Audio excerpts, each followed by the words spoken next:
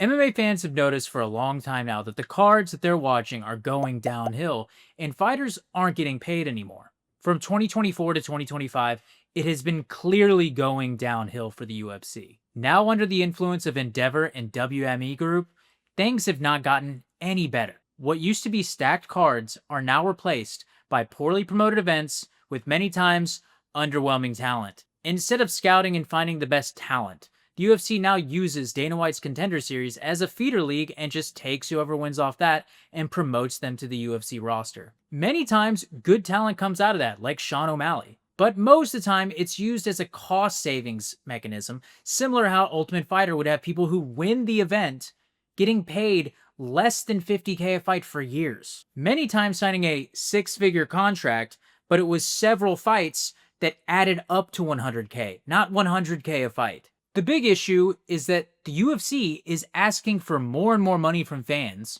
while giving them less and less, and then extracting money from the organization itself to do other things and invest in other things now that they're a private, semi-public company thing that I'll explain later. One of the reasons we haven't seen fighters get paid more is because the executives are getting massive payouts. Bigger payouts than any UFC fighter has ever gotten in the entire history of the organization. Despite fans showing clear distaste for what's going on, the UFC has started to pay these executives out. For example, Ari Emanuel, who is the CEO of TKO Group, which now owns the UFC and the WWE. Emanuel took a $174 million payout during the Endeavor take private deal. Patrick Whitesell, one of the co-founders of Endeavor and a bigwig in Hollywood, took a $100 million payout and still owns a large portion of the newly formed WME Group, roughly equating to a $266 million worth of equity. Reportedly, Whitesell is launching a football agency with money from Silver Lake, who helped back this private deal. The value of this is $250 million. But this can be confusing. I need to explain the new structure of the UFC because it is now a part of a private and public entity, and I need to explain this in detail because it's more confusing than it seems. WME Group, formerly Endeavor, is now a private company owned by Silver Lake, the investment firm. WME Group owns the majority stake in TKO Holdings Group, the publicly traded company that now owns the UFC and the WWE. So it's this sneaky way of having the UFC be a part of a publicly traded company, but in reality, it's controlled and funded privately by the WME Group, which was formerly Endeavor. Something you may not be aware of is that the UFC executives and the WME Group and TKO Holdings, these executives are using the UFC as collateral for other deals to get loans to do other things. So they're using the UFC and putting up it as an asset to get loans to build or do all sorts of things while not increasing the pay of fighters, not investing in anything like that. Actually trying to save lots of money by holding mass events at the UFC Apex in Las Vegas. But let me give you some more detailed numbers. These executives around the UFC, TKO, and WME have used it as collateral to get $2.75 billion in new term loans and $2.25 billion in margin loans. Some of this, which is directly secured upon the stock that WME owns inside of TKO.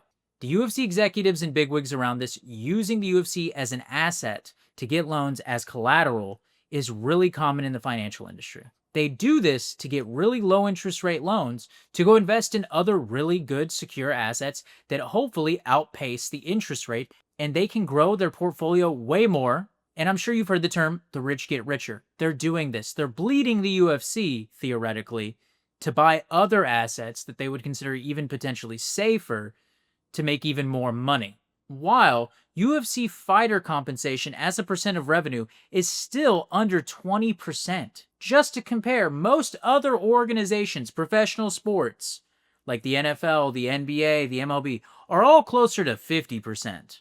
But the UFC has done a really good job at keeping fighters separate, keeping them from unionizing in any capacity, collective bargaining, and they make a pittance, less than half of a percentage of revenue than all the other major professional sports. By doing this, the UFC execs have a much higher profit that they can use when they're going to get loans and try and do these weird things in the financial world and get other assets. This is the core of the issue, is the fans are seeing watered down cards, and the UFC is taking all of the wealth and they're going and doing other projects, right? And they're doing less and less. We're getting more UFC Apex cards. We're paying fighters less.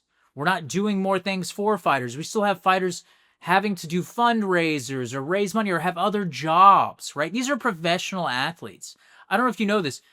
Alexandre Pantoja was delivering food a year or so before he got his title shot. This is one of the best fighters in the world right now, and at the time was also one of the best fighters in the world.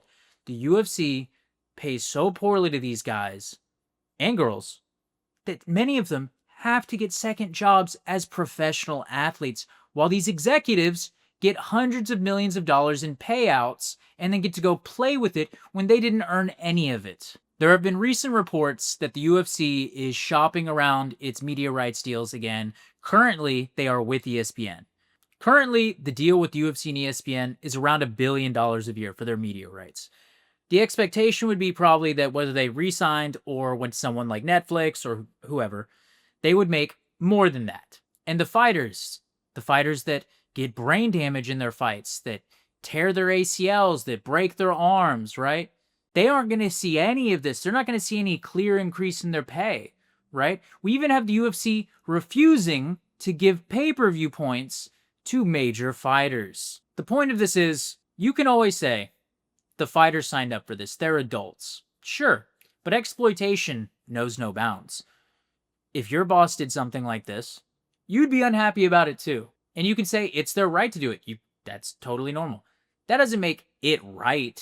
And when the product is getting worse and the fighters are getting less, I think it's okay to say, why do we support this? I don't. I hope you're not buying their pay-per-views. I don't care how you get it, but I hope you watch it and I hope you didn't pay. This video was a collaboration with the MMA Draw and Nate Wilcox. You can find them on Substack and we will link them down below. We're going to be doing some more stuff with them on some of the interesting practices by the UFC and what's going on.